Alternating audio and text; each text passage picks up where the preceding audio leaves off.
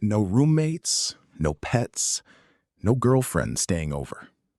Just me in a small rented house outside a quiet town in Oregon. Most nights were peaceful. Too peaceful. The neighborhood sat near a wooded area miles away from the main highway. After midnight, the entire street felt dead. No traffic, no people walking outside, nothing except wind moving through the trees. That's why the footsteps terrified me so much. Because in a place that quiet, you notice every sound. And once you hear something impossible, you never forget it. This happened last November. I was 24 and working remotely as a video editor. Most nights, I stayed awake late finishing projects for clients. That night was normal at first. Around 1:30 a.m., I was sitting in my living room editing a gaming video while rain tapped softly against the windows. The TV played low background noise. Everything felt calm. At some point, I noticed my internet slowing down, so I got up to restart the router in the hallway. That's when I heard it. A creaking sound, very soft, from somewhere near the kitchen. I stopped walking. The house went quiet again. I stood there, listening carefully. Nothing. I figured the old house was settling. It happened sometimes when temperatures dropped at night. So I ignored it and restarted the router. But a few minutes later, I heard it again. Creak. This time it sounded closer, like someone slowly stepping onto a wooden floorboard. I muted the TV immediately. Silence filled the room. Then, creak. Another step. Slow. Careful. Coming from the hallway. Every hair on my arm stood up. I stared toward the dark hallway connecting the kitchen to my bedroom. Nothing moved. But I knew what footsteps sounded like. And those were footsteps. I grabbed my phone and turned on the flashlight. The beam shook slightly in my hand as I walked toward the hallway. "Hello?" No answer. The kitchen was empty. Back door locked. Windows closed. I checked every room. Nothing.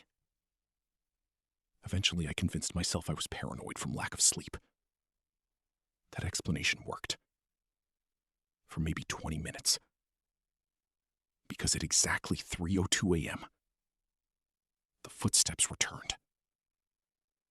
This time there was no mistaking it. Creak. Creak. Creak. Slow footsteps moved across the hallway outside my bedroom. Not random house noises. Not pipes. Not animals. Someone was walking inside my house. I froze in bed, staring toward the crack beneath my bedroom door. The hallway light outside was off, but I could still see faint darkness shifting under the gap, like something moving back and forth. The footsteps stopped directly outside my room. Then silence. My heart pounded so hard it hurt. I slowly reached for the baseball bat beside my bed. The footsteps didn't continue. Whoever, or whatever, stood outside my room wasn't moving anymore. It was just standing there, listening, waiting. Then, suddenly, tap. A soft knock on my bedroom door. I stopped breathing. Another knock followed. Tap. Tap. Very slow, very gentle, like whoever stood outside knew I was awake. I stared at the door without moving. Then came a voice, quiet, almost a whisper.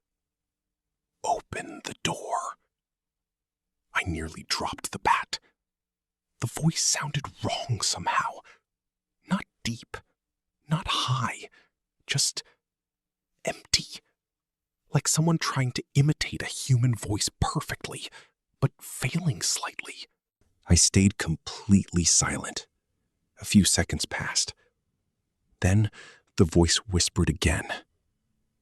"I know you're in there." Something about the way it said that made my stomach twist. I grabbed my phone and dialed 911. The operator answered almost immediately. "911, what's your emergency?" "There's someone inside my house." As soon as I said those words, the footsteps outside my room suddenly moved again. Fast. Creak, creak, creak, creak. They rushed down the hallway toward the living room. I heard something slam into the kitchen counter. Then silence. The operator kept asking questions, but I barely heard her. I was too focused on the sounds downstairs. A minute later, red and blue lights flashed through my windows. Police arrived quickly since the nearest station was only 10 minutes away. I opened the bedroom door carefully once officers announced themselves. They searched the entire house.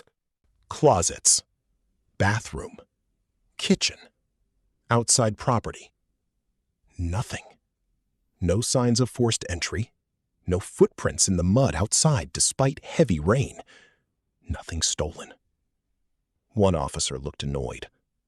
"You probably heard the house settling," he said. "I know what footsteps sound like." He nodded politely, but I could tell he didn't believe me. Before leaving, another officer checked the back hallway one final time. Then he paused.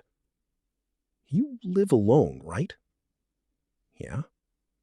He pointed toward the hallway floor. "Then where did those come from?" I looked down.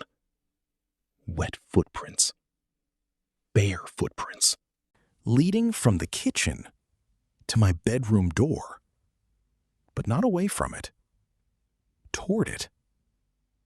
The officer crouched slowly. Rainwater still glistened on the wooden floorboards. The prints looked strange. Too long. The toes unnaturally thin. Almost claw-like. A cold feeling spread through my chest. Because I realized something horrifying. If the footprints only led toward my bedroom, then whatever made them never walked away. One officer searched the house again immediately. Still nothing. Eventually, they left around 4 a.m. I didn't sleep at all after that. Every tiny sound made me jump. By morning, I convinced myself there had to be a logical explanation.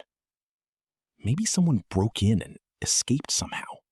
Maybe stress was making me paranoid. I wanted to believe that. I really did. But later that afternoon, I found something that destroyed every rational explanation. I was cleaning the hallway floor when I noticed scratches near the vent beside my bedroom. At first, I thought it was old damage. Then I realized the scratches were fresh. 4 deep marks carved into the wood, like something with long nails had dragged itself toward the vent. I crouched closer, and that's when I heard it. A faint sound coming from inside the vent. Breathing. Slow. Wet. Human-like. But not human. I backed away instantly. The breathing stopped. Then came a sound so quiet I almost thought I imagined it. A whisper from inside the darkness. "Don't look." I ran outside. outside immediately. I didn't even grab my keys. I stood in the driveway shaking while staring at the house. Everything looked normal. Bright daylight. Birds chirping. Cars passing in the distance. But I couldn't stop staring at my bedroom window. Because for 1 second, I swear I saw movement behind the curtains. Like someone quickly stepped back into the darkness. That night, I refused to stay inside alone. I drove to my friend Daniel's apartment across town and told him everything. He laughed at first, until he saw my face. "You're serious?" "I'm not going back there alone." Daniel agreed to stay at my house the next night. Mostly because he thought proving me wrong would calm me down. Around 11 p.m., we returned together. The house felt different immediately. Too quiet. Daniel noticed it too. "You sure the AC is working?" "Yeah, why?" He rubbed his arms. "It's freezing in here." We checked every room together. Nothing unusual. Eventually, Daniel sat on the couch, scrolling TikTok, while I tried pretending everything was normal. Hours passed. No footsteps. No whispers. Nothing. By 2:45 a.m., Daniel started smiling smugly. "Told you it was stress." I almost believed him. Then, 3 a.m. arrived. And directly above us, We heard footsteps. Heavy ones. Walking slowly across the ceiling. But there was one problem. There was no second floor. Only the attic. Daniel's smile disappeared instantly. The footsteps continued. Creak, creak, creak. Slowly moving above our heads, then stopping directly over the living room. We both stared upwards silently. And then, something in the attic laughed. The laugh above us didn't sound human. That's the first thing I remember. Not because it was loud, but because it sounded wrong. Like something trying to copy the sound of laughter after hearing it somewhere else. A broken imitation. Low. Wet. Almost choking between breaths. Daniel slowly lowered his phone. Neither of us spoke. The footsteps above the ceiling stopped completely. Then silence filled the house again. I looked toward the attic hatch in the hallway ceiling. It was closed. But something about it felt different now. Like the darkness around it had become heavier somehow. Daniel forced out a nervous laugh. "Okay, that's not funny anymore." "I told you," I whispered. Another sound came from above us. Scrape. Something dragged slowly across the attic floor, heavy enough to shake dust loose from the ceiling vents. Daniel stood up immediately. "Someone's up there." "There's no way someone's been living up there." But even as I said it, I remembered the footprints, the breathing inside the vent, the whisper. "Don't look." A horrible feeling settled in my stomach. What if something really was inside the attic? Daniel grabbed a flashlight from the kitchen drawer. "You got a ladder?" I stared at him. "You seriously want to go up there?" "We can't just sit here." Every instinct in my body screamed not to open that attic. But the idea of leaving something unknown above us all night felt even worse. So together, we pulled the folding ladder down from the hallway ceiling hatch. The metal stairs creaked loudly as they unfolded. The moment the attic hatch opened, a terrible smell drifted down. Wet dirt, rotting wood, and something else underneath it.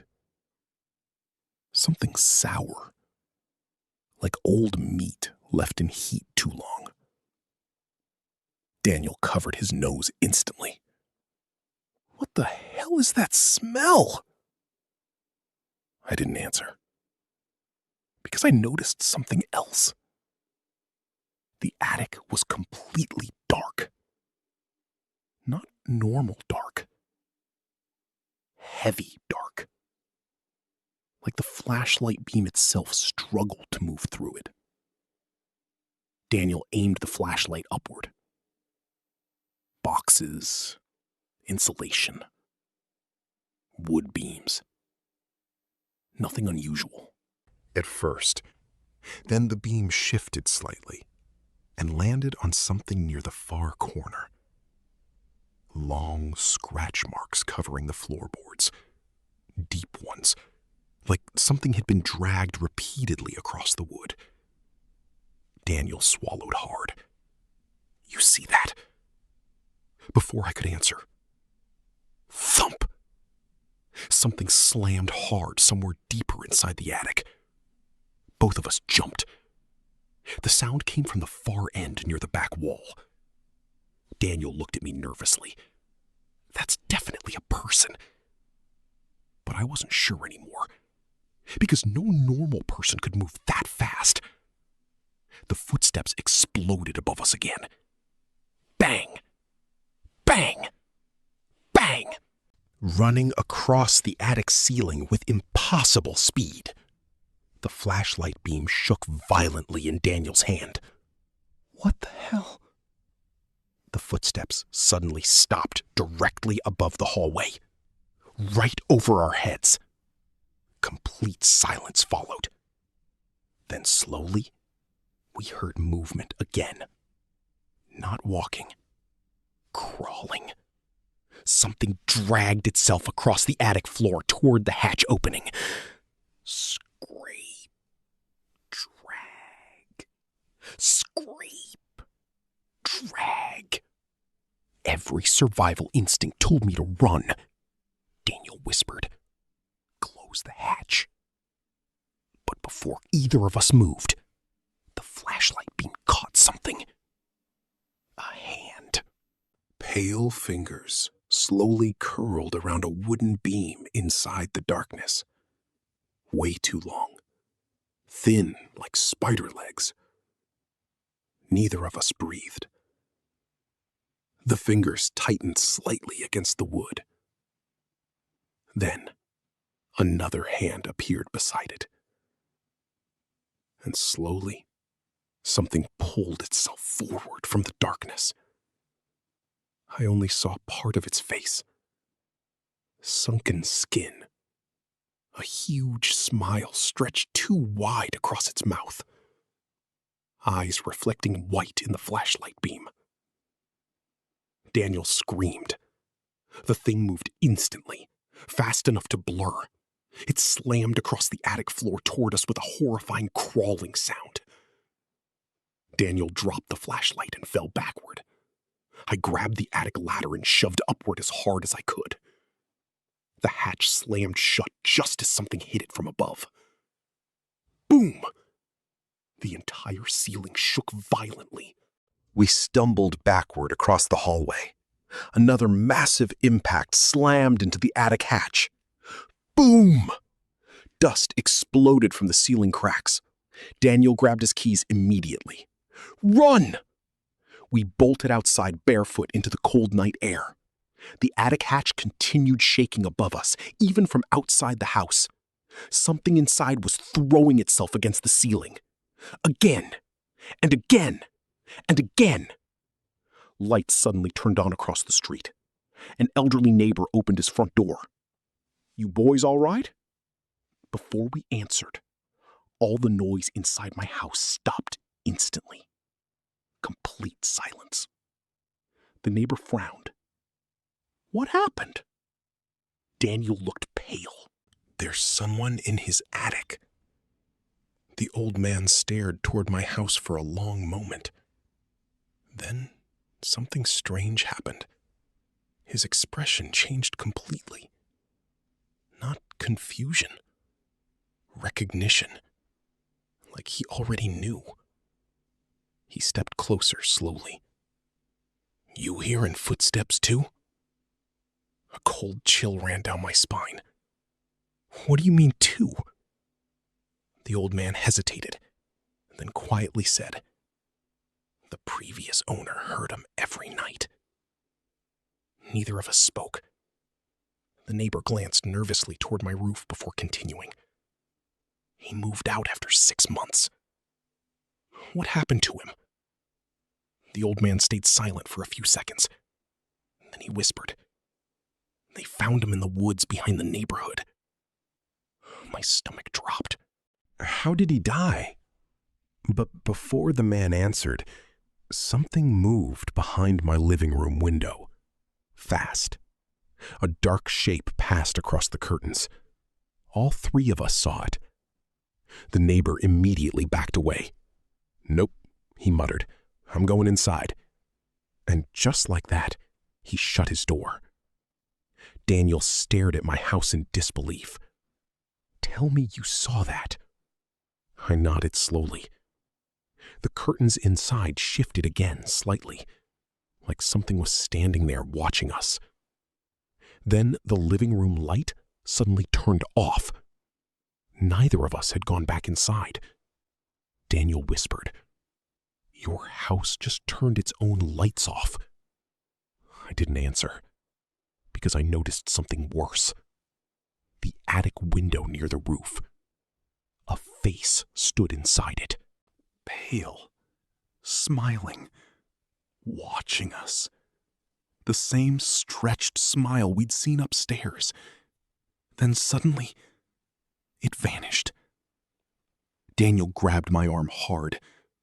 "We're leaving, right now." We drove straight to a motel 20 minutes away. Neither of us slept. Around 5 a.m., Daniel finally broke the silence. "You need to call the police again." "And tell them what?" "That there's something in your attic." Even saying it out loud sounded insane. But deep down, I knew we weren't dealing with a normal intruder anymore. Morning finally came. We returned to the house just after sunrise. Everything looked normal again. No broken windows. No damaged doors. The attic hatch sat quietly in the hallway ceiling. Daniel refused to go inside first.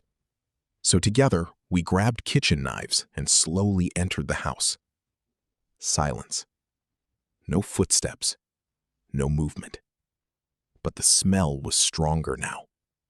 Rotting. Wet. Like something dead hidden inside the walls. We approached the attic carefully. The hatch remained closed exactly how I'd left it. But across the white ceiling around it, new scratches covered the paint. Hundreds of them. Long claw marks spreading outward in every direction. Daniel whispered, "That wasn't there before." Then, we heard something. Very faint. Coming from inside the walls. Not footsteps this time. Whispering. Dozens of whispers overlapping each other softly. Too distorted to understand. I backed away slowly. Then one voice became clear. Very clear. And it sounded exactly like me. "Daniel." My blood turned cold. Because I hadn't spoken. Daniel heard it too. His face went pale instantly. The voice came again from inside the wall beside us. Perfectly copying my voice now. "Daniel, help me." Then something inside the wall started crawling upward. We heard nails scraping inside the wood, moving toward the ceiling, toward the attic. And then, directly above us, something heavy began walking again.